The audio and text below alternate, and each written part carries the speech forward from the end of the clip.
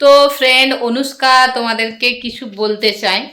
তো অনুষ্কা কি করতে গিয়েছিল এবং কি হয়ে গেছে ওর সাথে, তো সেটা তোমাদের সাথে শেয়ার করবে। তো তোমরা শুনে নাও ওর কাছ থেকে, ও তোমাদের সাথে মানে শেয়ার করবে। আর এটা খুবই একটা দুঃখজনক ব্যাপার হয়ে গেছে অনুষ্কার সাথে।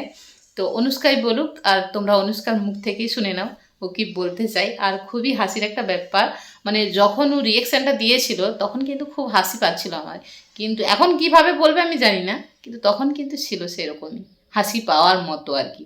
তো চলো দেখে নাও।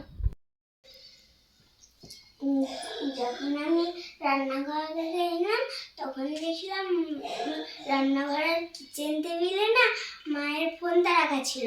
আমি সেখান থেকে ফোনটা নিয়ে এসে আমি মনির ঘরে মনিকে এসে লকটা খুলে পড়াই। আমি লকটা জানি না, তো তাই মনিকে খুলে পড়াই।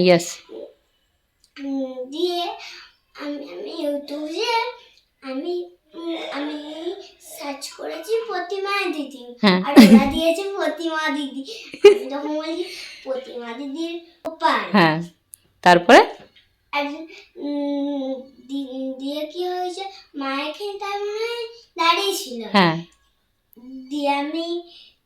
দিয়ে আমি আবার প্রতিমা দিদি বলেছি, দিয়ে প্রতিমা দিদি দিয়েছে।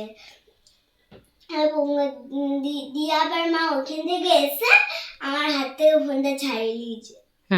তারপরে পিপি হাসছিল। ঠিক। ও তারপরে কি কথাগুলো বলছিলি? তারপরে যে কথাগুলো বলছিলি সেই কথাগুলো কি বলছিলি? একটু কি বলছিলি জানো? একটু কি করে নিলাম ফোনটা, আমাকে দেখতে দিল না পিপি জিনিসগুলো, না কি বলছিলি? পিপির ব্লগগুলো দেখতে দিল না আমাকে। তো এখানে আমি একটা কথা বলি, সেই কথাটা হচ্ছে অনুষ্কা যত শান্তভাবে তোমাদেরকে এই কথাটা বললো, মানে ক্যামেরার সামনে আসতেও হয়তো ওর একটু মানে কথা বলতে অসুবিধা হচ্ছে, তো তখন কিন্তু ততটা শান্তভাবে বলেনি, একটু অন্যভাবেই বলছিল, যে কারণে হাসি পাচ্ছিল। তো যাই, মানে ও অনেক শখ করে অনেকক্ষণ ধরেই আমার ব্লগ যখনই আমি ছাড়ি ও দেখার খুব ইচ্ছে, তো একটা লাইক ও দেয়, মানে কমেন্ট করতে পারে না বাট লাইক একটা দেয়। তো সেই জন্যই ও ফোনটা ওই যে বললো না এনেছিল, এনে পরে সার্চ করার পরে ওই যে ইউটিউব ওকে দিদি দিয়েছে, প্রতিমা দিদি। তা যাই হোক, সেটা তো অসন্তুষ্ট।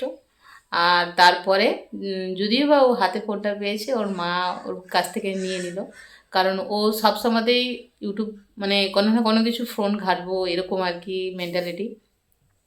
তো বাচ্চা মানুষকে যতটা ফোনের কাছ থেকে দূরে রাখা যায় ততটাই ভালো, কারণ এখন ওদের পড়াশোনা করার সময়। তো মাঝে মাঝে আমি হয়তো ওকে রিলস যখন বানাই তখন নিই, ভিডিও তো অনেক সময় নিই, তখন ও ফ্রি থাকে সেই জন্যই নেওয়া হয়। তো আমার মনে হয় বাচ্চা মানুষ যেহেতু এখন ওর পড়াশোনা করার সময়, আর অতিরিক্ত ফোনটা না ঘাটাটাই ভালো। যতটা সম্ভব ওকে ফোনের কাছ থেকে দূরে রাখার চেষ্টা আমরা করি, বিশেষ করে ও মা করে, কারণ ওর মাও সবসময় ওর কাছেই থাকে, আর আমিও থাকি। তবে আমি ফোন দিই না কোনোদিন ওর হাতে, আমার ফোন ওর হাতে কোনোদিনই যায় না, ওর মায়ের ফোনটাই ইউজ করে।